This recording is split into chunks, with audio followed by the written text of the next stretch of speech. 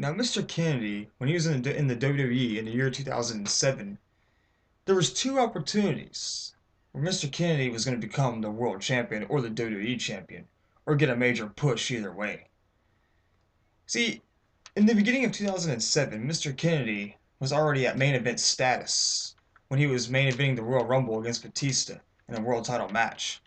They almost won, even though it is scripted. But he was at main event status and also having an ECW championship shot the next month at No Way Out against Bobby Lashley, but lost that match. At WrestleMania 23, Mr. Kennedy was in the Money in the Bank ladder match. He won that Money in the Bank ladder match. That was the time when he was going to become pushed to become the world heavyweight champion. But the story with what happened to Mr. Kennedy is with during a match with Edge, his right tricep muscle tore off. It wasn't really serious because the tendon did not tear off the bone or anything like that.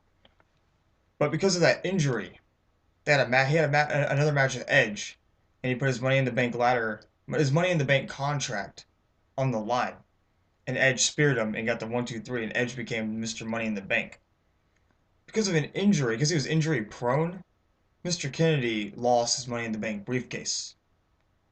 That's the first reason why he didn't get pushed to becoming a world champion, because of that injury and stuff. Now, there was a major push he was going to get that year as well. There was, who was Mr. McMahon's bastard son? See, what happened was Mr. Kennedy was going to be Mr. McMahon's son. Vincent Kennedy McMahon, Mr. Kennedy, And Mr. Kennedy, he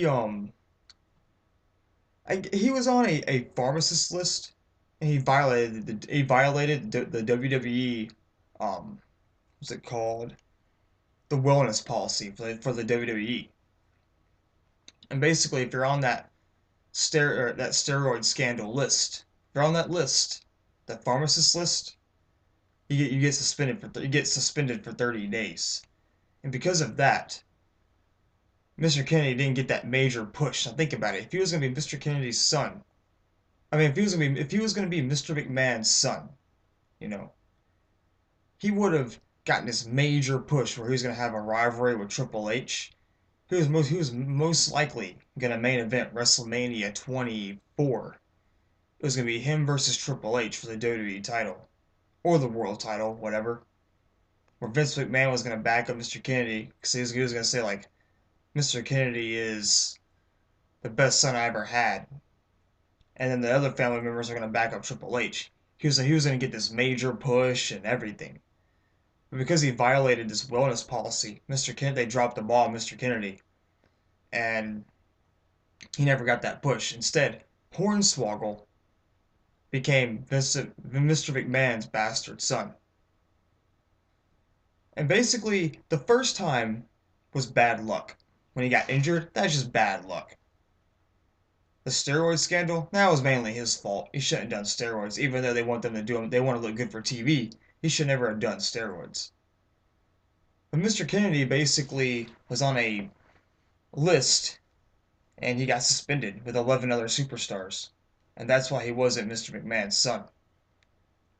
Now, that's basically why Mr. Kennedy never got his push, was because of bad luck and because of steroids. Think of how big Mr. Kennedy was going to be in the WWE if he had never violated the wellness policy and got injured. Think of how big he'd be right now. He's in TNA. He was the TNA world champion. TNA did something with him. But Mr. Kennedy, he's just a fuck up. He was going to become big, but he had a little bit of bad luck and he did steroids. So he fucked him. He kind of fucked himself. Two opportunities, and he messed up. But that Hornswoggle storyline was pretty stupid.